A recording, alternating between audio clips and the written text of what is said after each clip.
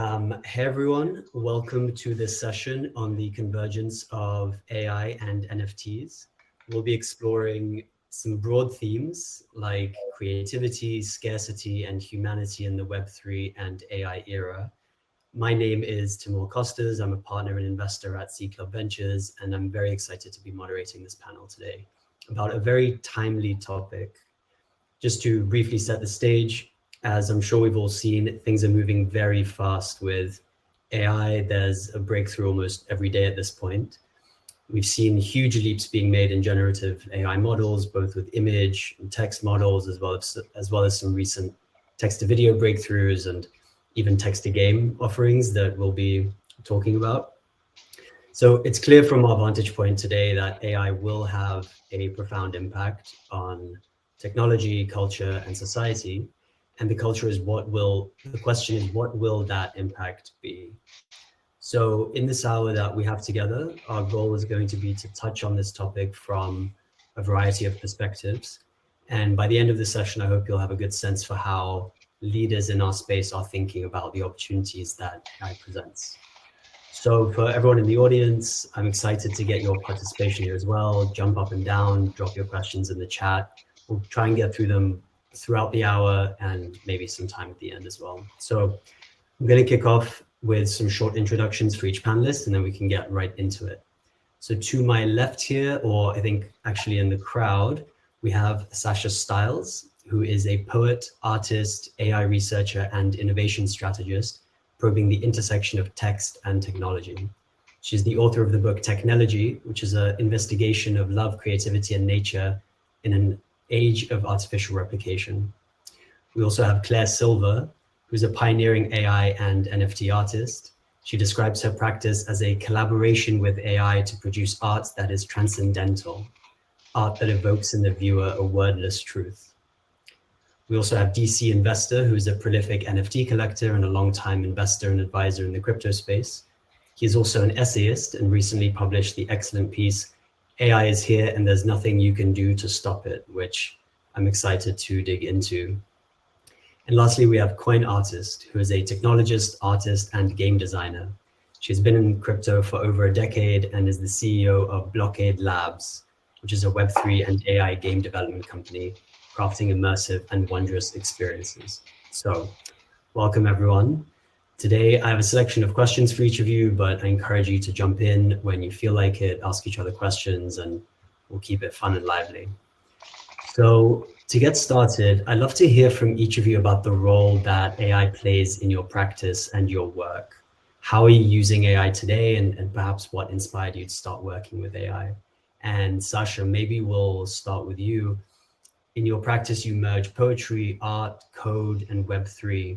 So tell us about how AI fits into this practice and what inspired you to start using it.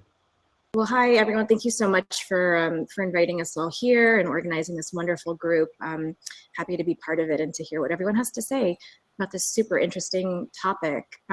So, you know, as you said, I'm a poet, I'm a writer who also, you know, happens to do a lot of work with artificial intelligence. And really, I think that came about sort of counterintuitively. But, you know, I've long sort of been interested in the intersection of poetry and science in a way, poetry and engineering. I kind of grew up in a household that was really immersed in science. My family actually does science documentaries, and I kind of, you know, grew up with that in my head, and just kind of thinking about the sort of the big questions, I guess, surrounding us, you know, why things are the way they are, how we can sort of observe, you know, stuff happening in the world around us and come up with theories to try and explain it. And I feel like in some way that has a lot to do with my interest in science and technology, and especially with advancing and speculative technologies. So yeah, I've been thinking about and writing about technology, I think, for a really long time.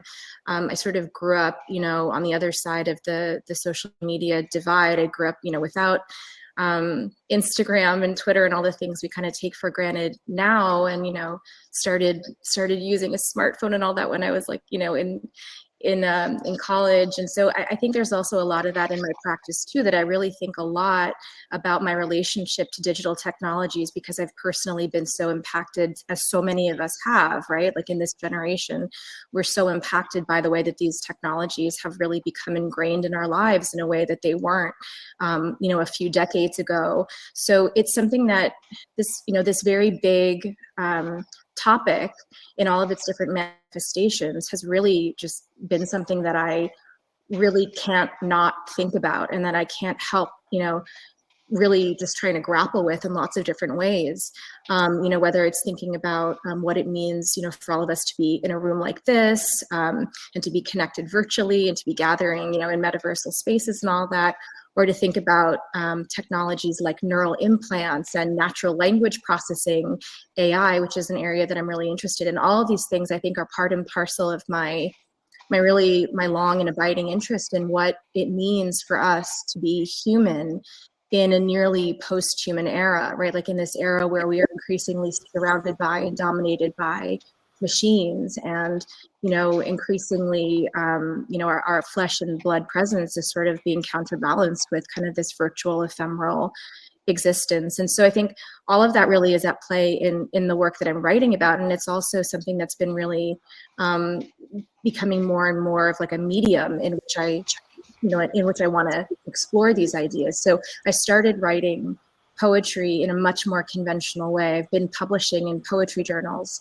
all my life, really. And at some point along the way, I realized that if I was going to be writing about these things, if I was going to be writing about, giving birth via artificial wombs and having a neural implant, or, considering the prospects of artificial intelligence in our daily lives, or thinking about digital immortality and things like this, that it might be interesting to actually start writing poetry in a way that really embodied those kinds of concerns and really enabled me to sort of materialize and grapple with those subjects in a much more immediate and more accurate way. So I started incorporating a lot of digital tools into my work, making multimedia poems, using lots of different technological approaches, and along the way began to hear more and more about this area called natural language processing, which is an area that brings together artificial intelligence with linguistics and computer science in order to build intelligent systems that essentially can write like humans. So I won't get into it too much now, but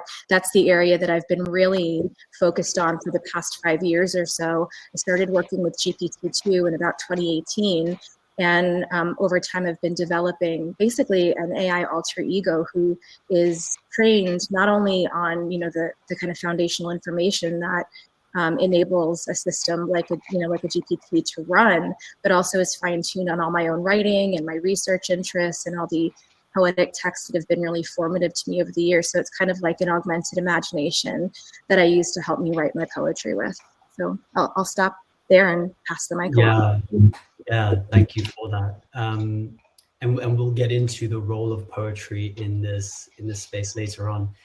Coin artist, I'd love to hear from you. There might be some folks in the audience who haven't played around with or haven't heard of Skybox yet. And for those who haven't, I can highly recommend it. I've spent hours in there. Can you explain how Blockade Labs allows users to generate entire worlds with just a line of text, and what inspired that, given your background in kind of true on-chain blockchain gaming? Hey guys, yeah, you mean there's people that haven't played with Skybox? Get out of here. There's maybe one. So let me give you a little color to this story. I started out in the crypto space like back in 2014, hiding Bitcoin private keys into both physical artworks and digital artworks, essentially creating treasure hunts virtually, and also like really leaning into this idea that Bitcoin doesn't require a third party for someone to capture it. So it gave this opportunity for making virtual sword in the stone moments where design a puzzle, can someone solve the puzzle? They solve the puzzle, they have the information for the private key, which led to more and more gamified experiences. So eventually then founded a game company in January 2018 with some of those fellows that had come up with me along that trajectory that was basically the emergence of NFTs at that time. we were really excited about NFTs because it kind of flipped that model on its head, where instead of racing through an experience or game to getting to the, the loot box at the end, that being the Bitcoin private key or Ethereum, you could now capture a user's story and growth and journey and value creation through them having these virtual play toys, such as NFTs, that could be characters or gear and whatnot, and traverse these experiences, collect that information of in the histories and ledgers of what these assets have done, been through, composed of, crafted with. And we got really excited about that concept. But we decided to jump off the deep end and go after trying to make an RPG. And so for anyone that's familiar with game development, making an RPG is just a monumental task. There is so much to design for and create. And then you want to mix in this blockchain technology where the technology is essentially moving under your feet in real time, and you're still trying to have a good user experience. Very difficult challenge. And so those pain points of game development that I learned, a lot of which rely on content creation. So in the game that we had live, we had 300,000 unique asset holders, and it was a free-to-play game. So people are generating these assets like crazy, and over millions of these assets in existence at this point. So managing all those assets meant that we also needed additional content to satisfy these users and the demand for new releases, new game content, which is a struggle that a lot of developers go through. And on this journey, I learned that actually game development is so ridiculously hard to have a successful game and product with that only 7% of game developers go on to make a second game, if they release at all to begin with.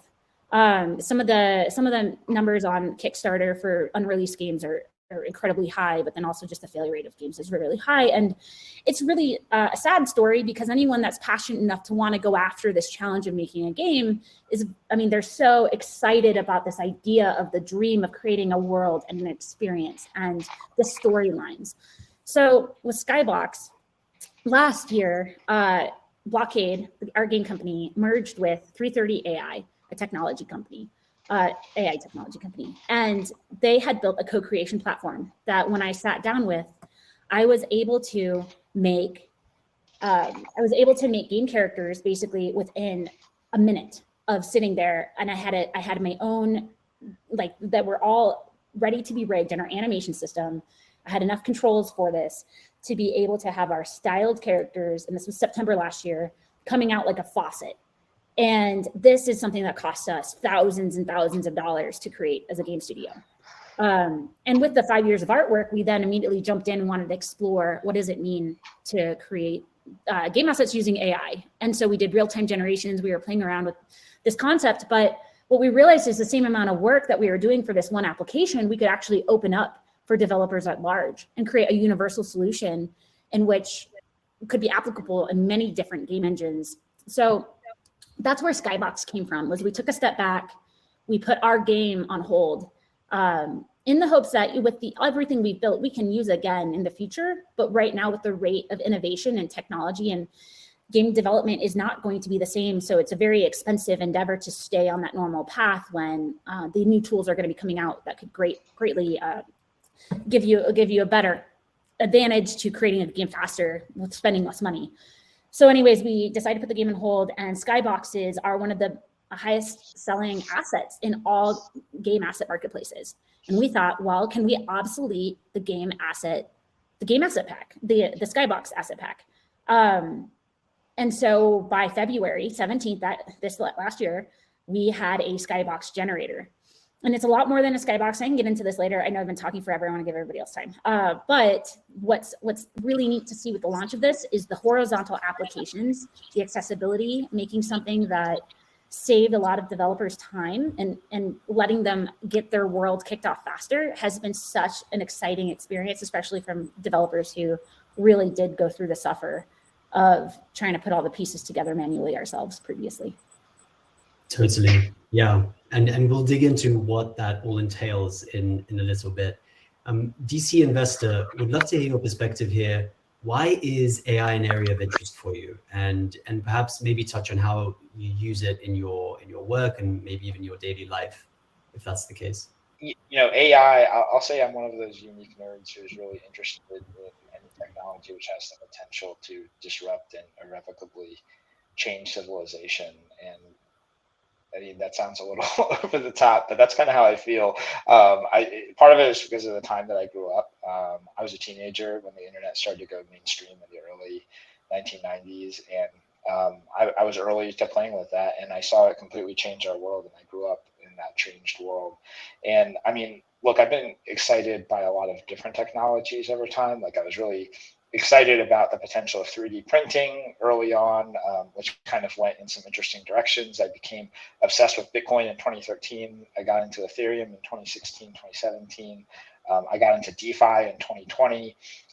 And I first got into NFTs in 2017, 18, but in earnest in 2020, 2021. And I'll tell you that over the past several weeks, really since GPT-4 released, I can't stop thinking about AI. And right now, I'll talk a little bit more about what I'm excited about later in today's discussion, but I'm really mostly using it for experimentation and learning right now, although I do think it's a very powerful productivity tool, even in its current form, for creators of pretty much in any media. We're getting to the point where it's going to be an extremely powerful tool. And by the way, these chat-based LLMs are an incredible learning tool. And what I'm learning as I start to explore it more with like something like GPT-4 is they're also incredible analysis tools. So like I said, I'll talk about this a little bit later in the next segment, but I'll mic drop with this. I think AI is maybe the most civilization-changing technology I'm ever going to see in my lifetime. You heard it here, folks. And honestly, I don't disagree. And Claire, let's hear from you. You are well known for using AI in your artistic practice. And perhaps you could touch on why you were inspired to explore AI as a tool much earlier before any of us probably were thinking about it, and how you actually use these tools in creating your art at a high level.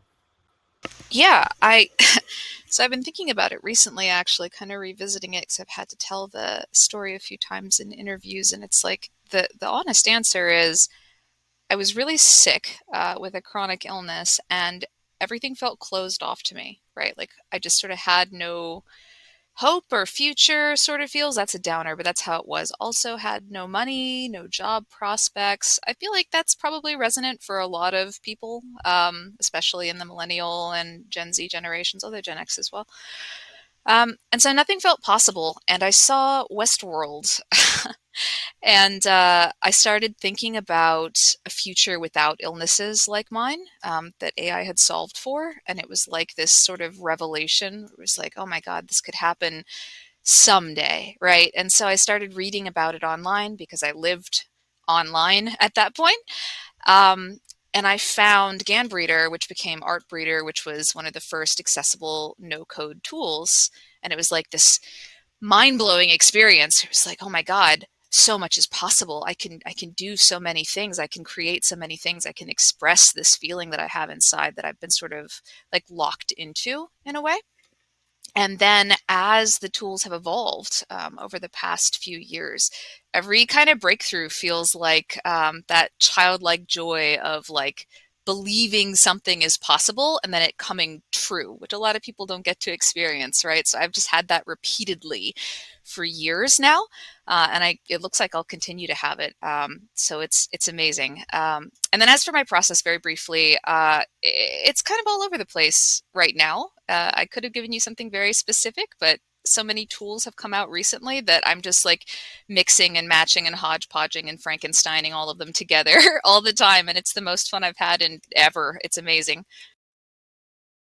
Yeah, I could not agree more. Also, shout out GANBreeder. I remember playing around with it back in 2018 and seeing that first GAN piece sell at Christie's, I think it was. Yeah.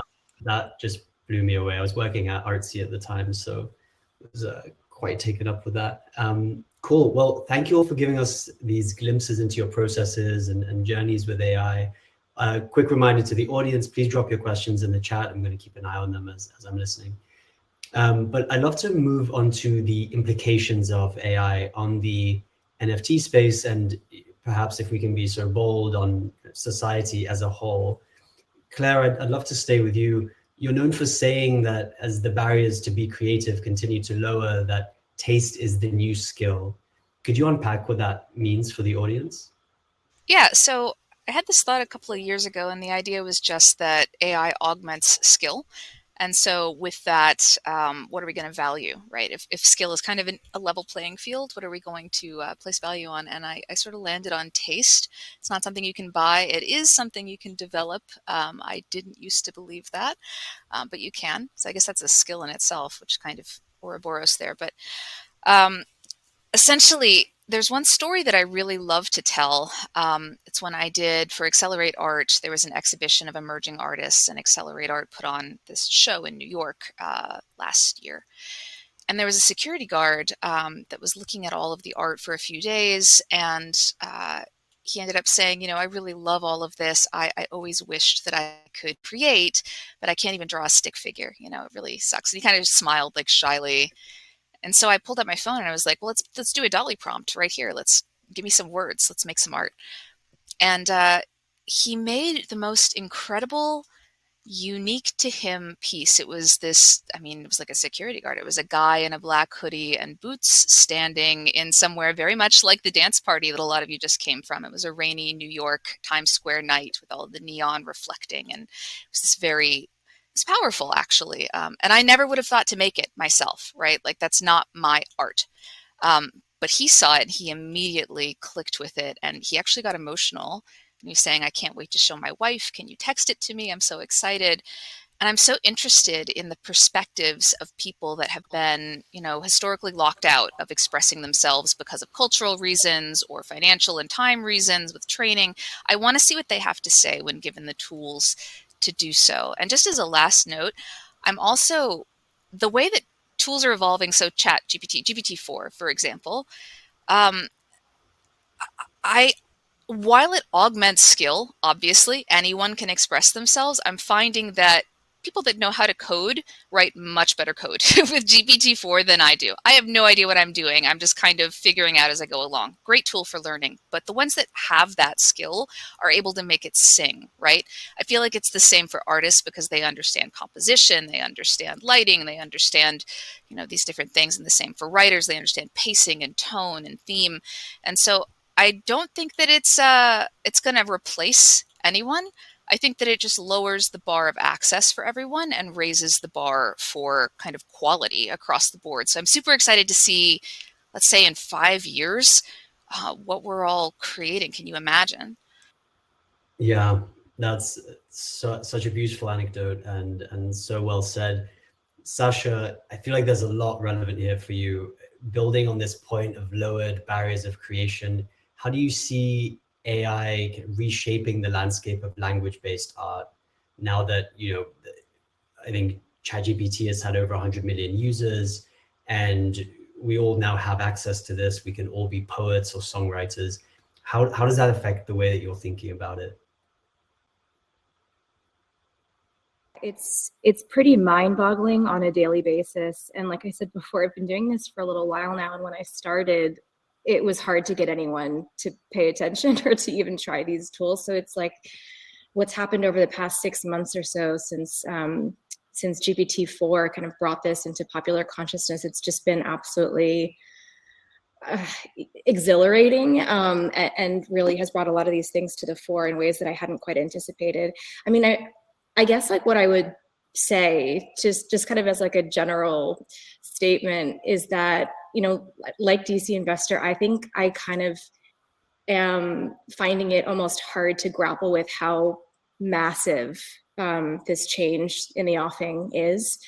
I think a lot, as a writer, about not just like the future of writing and the future of poetry, but I think a lot about the origins of language, and and write a lot about ancient poetry and some of the earliest writers in human history. And a lot of my work involves thinking back to the earliest traces of human imagination in various ways. And, I think back to what it must have been like, to be part of that transition, for example, from, not having language to then the invention of language. And then from that point on, from the invention of, or from the advent of the oral tradition, how that transitioned into the beginnings of written language, and then going from written language to the invention of the printing press and movable type. And all of these things are technologies, and they're technologies that didn't just make things efficient or easy or anything like that. They actually completely changed consciousness. They shaped consciousness, and they changed, how we as human beings understand ourselves and how we move through the world, and all of these things that are so vitally important. So I kind of see, both NFTs, when I started getting involved on the blockchain, I kind of saw that as sort of a corollary, or kind of, a contemporary analog to the printing press, in a way that was going to reshape sort of the way that we tell stories and the way that we distribute information.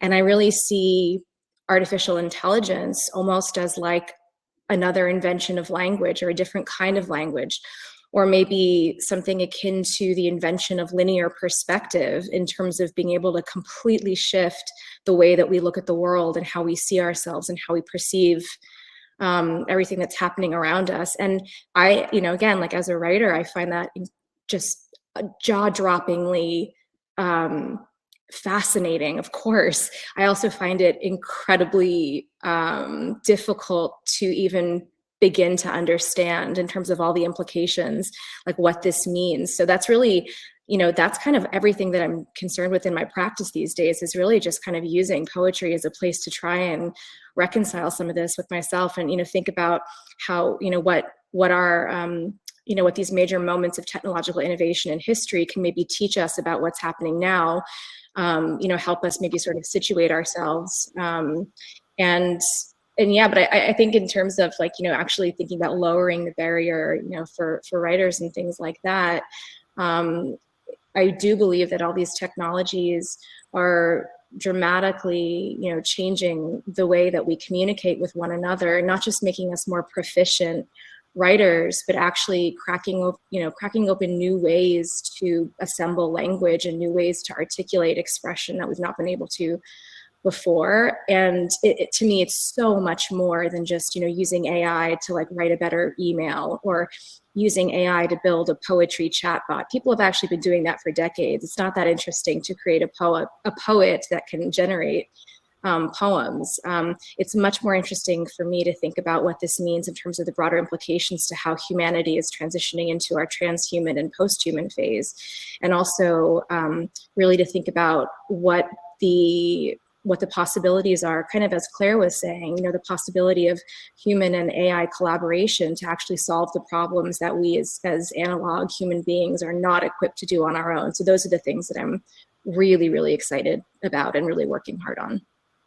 Yeah, I love these ideas, and I think it's commonly understood that technology begets culture, begets technology again, but this idea that we can now that technology actually changes the way we think and we conceive of the world around us, and AI is obviously kind of part of that lineage. Cool. DCinvestor, carrying on with GPT-4, let's get into it. You had an excellent piece that I mentioned, AI is here and there's nothing you can do to stop it. And you talked about how large language models, or in particular GPT-4, is really a watershed moment. Can you unpack why you think it's such a big deal in general, and maybe touch on how it might affect art and NFT ecosystems? So to me, AI is this thing that's been looming in the background for a very long time. And we have some of the people on this stage are pioneers in using these earlier models to do incredible things. And when I used models like GPT-3 from a chat-based perspective before, I was definitely very impressed back in the fall of last year, or Q3, Q4 of last year. But when I used GPT-4, it really hit me like a ton of bricks, to be perfectly honest. There's no other way to describe it. Because when I used GPT-3 before, there are times at which it felt kind of like a glorified search engine for textbook facts. But when I used 4, I saw that it was capable of complex reasoning. I saw it was capable of scenario generation and planning activities. I saw it was capable of very high level analysis where you could tell it things and it could analyze based on changes in assumptions. To me, it was absolutely and is absolutely an incredible invention and tool. And I'll say that in my post, I went so far as to declare that I think the information age, which started in the 1970s, basically ended with the release of GPT-4. I think that was the watershed moment at which we've now moved into. We'll see what it's called. It's either going to be called like the knowledge era or the AI machine era, depending on who wins, right? And I think that things in this era are going to move even faster than the rise of the internet during the 1990s into the 2000s, because the uptake of AI is accelerated by the internet. It is learning based on our sum total of human knowledge that is on the internet, and that is both super exciting and also like super terrifying in some ways. I think also in general, this kind of signifies how far these large language models have come. And what is interesting about this to me from an AI industry perspective, as I'm diving into this more, is that all of these disparate kinds of media are now basically using not the same LLM platform, but almost all of them are using large language model technology now. So everyone is building on this common base, and we are quickly kind of pushing into the limits today of these technologies, just training these models with incredible amounts of data. And now all of a sudden, it seems like overnight, to be perfectly honest, they can do very competent work in text, visual images, which went from like kind of really cool ethereal work that artists were working with, and now it can generate like photorealistic images. I think probably most people who are in this heard the audio sample of the Drake song, which was created purely by AI. And we're really quickly moving into video on top of that. So basically, that is like super exciting, but also super scary to me. I do think that AI is an incredible tool to accelerate natural human talent. I think that we are honestly about to enter the most prosperous era in human history. How all that wealth is distributed is something we need to come to terms with as a society and hopefully figure out. But the dark side is, the scary part is, we don't know exactly how these large language models work. We know how they work, but we don't understand the emergent intelligence that they display. And that's something that, we need to do a lot more research into. And, the scarier part, even beyond that, is we're entering into a world where we can't necessarily trust our eyes and ears in the way that we used to. So I wrote some tweets today just talking about lamenting as I go online. It's like, I don't even know what's real or what isn't anymore. I will say that from an art perspective, one way to think about it is almost anyone can be an artist now. That's kind of a very low level way of thinking about it. But we're getting dangerously close to anything you can think of in your mind's eye, you can render. But what the AI can't create is human intention. Why is someone creating a work? So whether it's an AI accelerated or enabled artist or a non-AI artist, the human still has to bring that. But I'm overall excited about what this means for NFTs, because a lot of these assets are digital that the AIs are creating. All of them by definition, practically. And I'm excited to see how NFTs enter into that conversation, because NFTs, we know, are a great source of digital provenance. And I think that's going to have tremendous value in an AI era. Yeah, especially as relating to the lack of trust that we have in everything we see and the potential for deep fakes. We actually need the cryptography that underlies NFTs to act as proof of something being made by a human, let's say. Great. Well, Coin Artist, I'd love to get your perspective on how AI is affecting the gaming industry.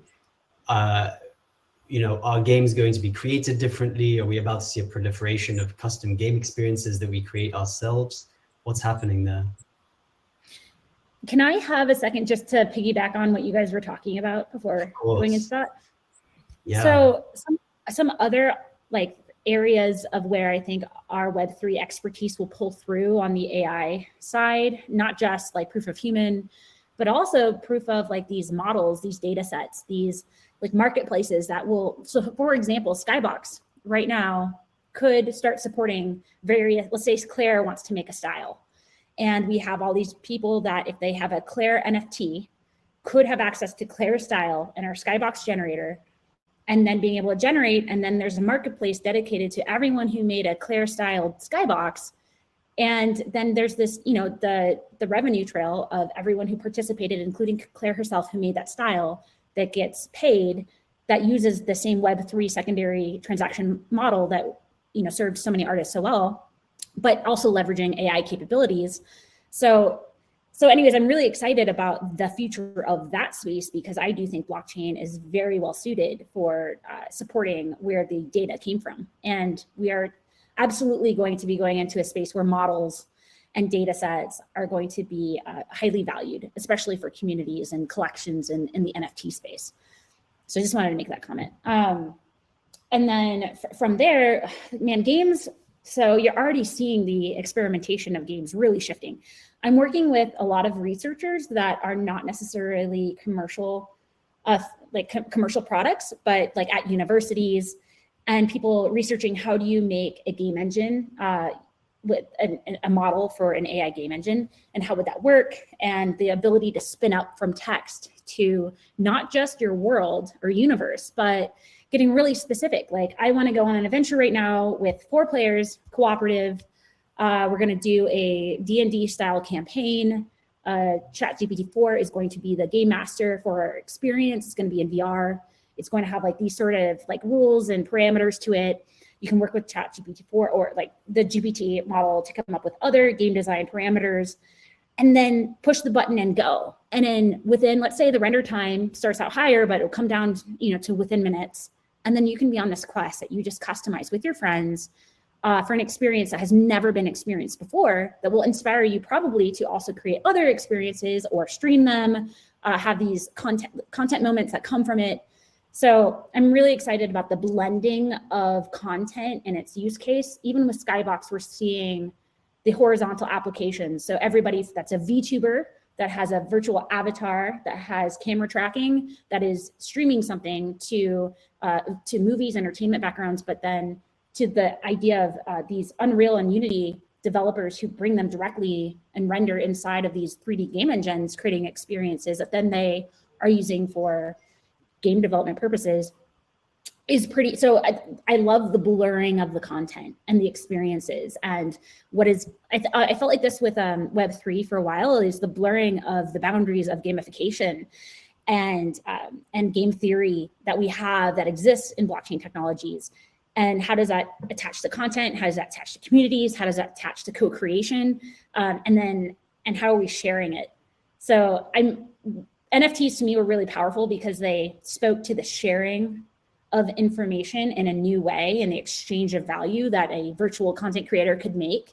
And so like these ecosystems on top of the internet and the blockchain that we're creating are, I think, truly interesting at the most core level. So I'm kind of ranting a little bit, and not speaking exactly to how AI is going to disrupt gaming, but I can just tell you that from content creation perspective, the most exciting part is the casual developer is going to get to play ball with game development, and somebody that is a no coder. And you don't need to understand how to code to be a creative human. And so if you lower the barriers for people to be expressive and creative, we're not cutting people out. We're actually being more inclusive and including more people and tapping into more possibilities of what humanity has to offer. And this is where AI is getting its fuel in the first place, is existing data. So now we're going to have even more data about what is amazing and creative that will also reinforce these models and the AI to help us build and dream bigger. So I think the whole threat of what people are feeling is just, it's in any change of any technology, going from traditional painting to Photoshop to having a camera, and that whole like fear of you're losing your professional skill set. But the fact is that people that are inherently creative, it's a superpower. And now we are giving ourselves a superpower tool to take this into places like, I think it's okay to give ourselves permission to dream very big right now. And I think that's where everybody should be, and it shouldn't be fear-based. All right, I'm done ranting. Thanks, guys. No, I think that was a perfect example of this point that's come up now several times, where the barriers to creation are lowering. And so we're all much more able to participate, whether it's imagery or text or even making game worlds, which is entirely unreachable for most people, or at least until Blockade Labs. So yeah, that's awesome. Now, I'd love to move on to what I think folks in this audience are going to be curious about, which is what role do NFTs and art play in this new world as AI proliferates? And so, Sasha, maybe starting with you, you spoke earlier in the panel, you made this amazing point about this like earliest moments of imagination and how text and imagery has served as a record of that. And you've said before in prior interviews that poetry is the original blockchain. Could you unpack that idea and maybe tie in why it's even important to keep records in the first place? Yeah, I mean, I think that, you know, when I first started publishing on the blockchain, I think it was really weird for a lot of people. Like, I come from this very traditional writing community, you know, so I was a little bit, I guess, an odd one out in this space. And then, you know, the writers over there would kind of look at what I was doing here very quizzically, you know, and there still aren't that many writers in the blockchain, especially not poets. But like the question that I feel like I've gotten more than any other question over the years is just this very puzzled inquiry. Why are you so interested in technology? Like, you as a poet, you know, shouldn't necessarily be so fascinated by technology. Maybe you should be writing science fiction or something like that. And so, you know, that's something that I've spent a lot of time really thinking about. And I guess where I've come to is this conclusion that the reason I'm so interested in it is because poetry not only has a lot to do with technology, but poetry actually is a technology. And you know, it's not just this sort of romantic kind of art form that's just about, you know, flowers and emotions and all that, but it's actually this very utilitarian thing that humans invented to store and share important information. Poetry is actually our first data storage system, because before we had written language, we needed a way to preserve information and make it possible to save and share that information. So we innovated devices like poetic meter and rhythm and rhyme and alliteration and like all these other poetic devices, because they actually, you know, helped us make ideas easier to remember. So, you know, I think about that a lot, and I think that really made me sense a very, very deep kinship between poetry as sort of this really enduring ledger for humanity's most important ideas and moments, and then this idea of blockchain as a database, and then thinking about the non-fungibility, you know, or the, you know, so-called non-fungibility of these tokens. And you know, there's a very similar impulse, I think, in there to preserve and to kind of, you know, archive traces of the things that are really, really important to us. And I think there's also something that I find very poetic and very resonant between something that I've heard described as the yes of the poet's immortality, this idea that, you know, poets are able to sort of live forever through these words that are very easy to pass through time and space. And the idea of, you know, blockchain as really something that can preserve precious information and art and moments from culture, you know, save it far into the future. So that's kind of what I mean when I say that poetry is the original blockchain. And I kind of started saying it in the beginning because, again, I was getting a lot of sort of, you know, very, very sort of odd questions about why, you know, why as a poet I wanted to play in this space. And that was one reason why I think poets like have been doing what people on the blockchain and what technologists and coders and engineers are doing now. Poets have been doing it forever. And I think poets are coders. I think coders are poets. And since being involved in this space, you know, that's sort of been reaffirmed for me over and over again when I, you know, look around and, you know, really have an appreciation for code as this universal language that we're all beginning to have more and more of an appreciation for. And just to kind of bring this back around to what we were talking about before with, you know, barriers to entry and all that, I just wanted to say also that, you know, when I first started working with AI, I was extremely intimidated because I come from a language and literature background and I studied English. You know, I'm not a computer science person. I never learned to code in any formal way. And I was really intimidated. And once I actually got into it, I realized there were so many affinities between learning how to code in my admittedly rudimentary way and learning how to parse, you know, lines of poetry and really kind of understanding the precision with which you place you know, letters and words and punctuation marks and all these things that I love doing so much as a writer is so, so similar in a lot of ways to how coders create language, and the way that a poem is deployed and can evoke all sorts of very complex outcomes and outputs is very similar to how a code is a very sort of efficient container for lots of very, very complicated things. So I think there's a huge amount of resonance between the two, and I for lots of reasons, that's why I'm really happy to have landed on the blockchain and in the world of AI as a poet. And just very quickly, the other last thing I just wanted to sort of echo, I think it was DCinvestor's earlier comment, or it's been brought up a few times, but when I first started working with both blockchain and AI, I kind of was pursuing slightly different paths and thinking, well, AI is one thing, blockchain's the other.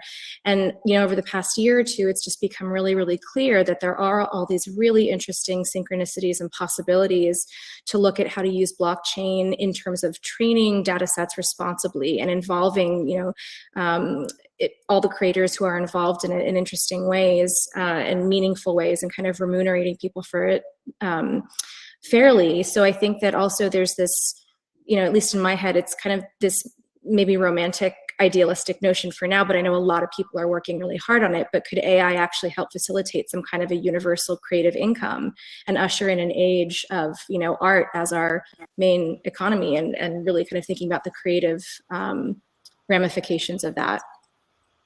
Yeah, it's interesting thinking about a post-scarcity world and what role art will have to play there. Maybe that's all that there will be to do. So we'll see. Coin artist, we are currently inhabiting a 3D space that was generated by some great artists at oncyber. Soon, thanks to you, we'll have tools to create things like this. What role do you think NFTs will play in this new future? Are they still relevant here, or are they perhaps more necessary than ever? Yeah. Hey, sorry for the last part of your question. Or can you just repeat that part? Yeah, just curious how you see NFTs being relevant here, as in this world of generation. Do they play a role in the way that you see the roadmap for Blockade Labs and the work that you do? For at the moment, Blockade Labs is really excited to just be offering services and servicing and powering. A lot of metaverse builders kind of got into this space with big dreams and then hit a lot of those pain points I was speaking to earlier. And what we do allow is for people to have additional resources to complete and connect some of those steps, like, a metaverse having coherent spaces in which can be navigated, and social environments. The infrastructure to have those social multiplayer environments are really complicated. And if you have to now think about expansive space and art creation on top of that and co-creation with users, we would love the fact that we're going to serve that. And so, like, being the NFT side of that, while we do have the capability of putting that into our platform and allowing for that functionality, really we're hoping our users, so such as oncyber, is servicing, you have the generation capabilities. So I believe that oncyber has an API key from us, and I've seen some examples of creating environments. We're really early still, so there's a lot to do on our side to make us production ready for large enterprise companies such as oncyber and others, and being in the correct style. But our hope is that we can service in a way that then you can decide when something's an NFT or not an NFT and how it will serve your economy. Because I know as a game designer and developer that when you add additional complexity and friction on top of to somebody that's already building an ecosystem, it doesn't serve, for example, somebody like oncyber or these other applications, or let's say Rec Room. They really want to have the flexibility of when somebody gets to trigger something and then what happens at that moment from there.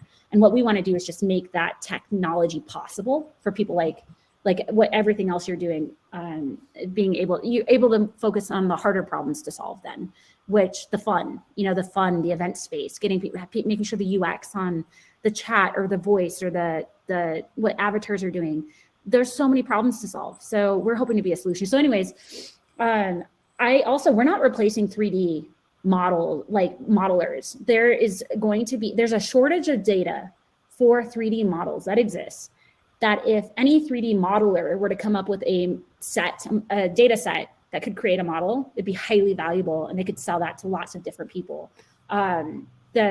So that's why text to 3D is a little bit slower than everything else, is because there's just not as much publicly accessible 3D information out there. So that climb to having quality 3D generation and replacing 3D models is not exactly like a tomorrow problem. And even just with artists in general, there's just creative solutions that will always be fantastic and additives to other things that are being solved that, it's like a conversation we're having with, okay, this is the best the model has today. What is it missing? And then we have to create that data if it doesn't exist. So anyways, I definitely think like spaces like what you're doing, there's a huge opportunity to set and setting for experiences, people hosting experiences, and then everybody standing back and looking at what's missing. And then let's automate where it makes sense, because we want things to be cheap for everybody when we can, computationally cheap, but also resource cheap. So you can spend more time thinking about the fun part. Where do you want to put that money in? You want it to go to the thing that's going to really grow your business or your experience. Totally. Yeah, no, and I appreciate that perspective actually. Claire, and we're running up on time here, so I'm not going to rush you guys, but just keep that in mind. Claire, perhaps you could talk about the role that the NFT ecosystem plays in promoting and supporting AI-generated art, especially at this kind of early stage. Yeah, totally. And I'll be quick, although I have a little more time if necessary for sure. But yeah, so NFTs, obviously AI is historic in terms of like the scope of art history. And so NFTs provide a provenance chain. They provide a immutable history of that development, which is a huge deal. Also, when worrying about where a style originates, which I don't worry about so much, but some people do. Blockchain is very, very useful for directing that back to kind of its origin. But all of that apart, maybe this is a bit evangelist, but I feel like we are moving towards a branch in our species in the next couple of generations that is much more digital and eventually will either be entirely digital or some sort of transhumanist mix, which, to be clear, I am not a fan of brain augmentation, transhumanism in that way. I think that's super scary and not much scares me with AI. But that said, I do think it's probably inevitable. So if that is happening, these are kind of the cave paintings of that species, right? Like this is like Homo sapiens sapien, except the next sort of branch. And so these are the artifacts of our future history, of our cultural lineage that we will have. And so having a permanent, immutable record of the origins of that may not be as important in our lifetime as it is in, a few generations. It's very important, but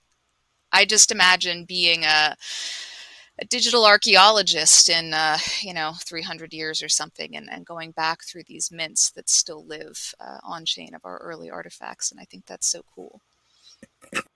That is so cool. And I tend to agree with some of these transhumanist theories. Hopefully it all goes well. Let's see. Cool. And DC, just to bring us home here, would love to hear you build on that point and maybe offer the perspective of a collector as well. I think most people know you as a prolific collector in this space. And with an incredible collection of NFTs, how are you thinking about the AI-generated art movement? So I think that a lot of, I totally agree with Claire's point that we've progressively just become more and more digital. And I think that's about to go even more parabolic than it has as people start to engage with and consult AIs for pretty much everything as we eventually move into AR and VR type spaces. I see definitely at least a segment of our species moving very, very heavily in that direction. And, right before this session, I had a thought about the possible disruption that AI brings to art. And I kind of slammed out this tweet, which is this: when photography emerged, which was really in the 1800s, it didn't necessarily reduce the demand for paintings in general. And in fact, it led to a new renaissance in artistic painting techniques, and Impressionism and a lot of other movements were born out of that. But it did irreversibly reduce the demand for painted portraits. And I think that's, I'm not going to connect the dots too firmly on this, because it was just a thought that I had, which kind of reminded me of the situation that we're possibly in now. I think the nature of art and creation will change as a result of AI produced content and art. In some ways, you could say it makes art more accessible, although I'm not sure that that's the right term. Maybe it makes creation more accessible, but not necessarily makes art more accessible. And I think that we're going to enter this weird space where some curators and even some collectors also become artists. I think we've already seen that a little bit, to be honest. I also think that the existence of these tools makes genuine creativity, I don't want to say it makes it harder, but it makes it more important, because creating something becomes more important. Creating something meaningful becomes more important than creating something which is beautiful. And I think that pure aesthetic beauty is now potentially commoditized. And we now need to think deeper about the meaning of art that is created. I mean, I think most serious collectors already do that, but I think this becomes even more important. And I think creativity and that intention that I talked about earlier now become more important than ever.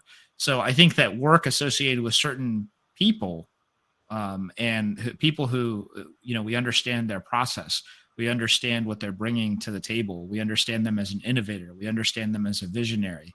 We need to understand who is creating this art and why, and how they fit within this landscape.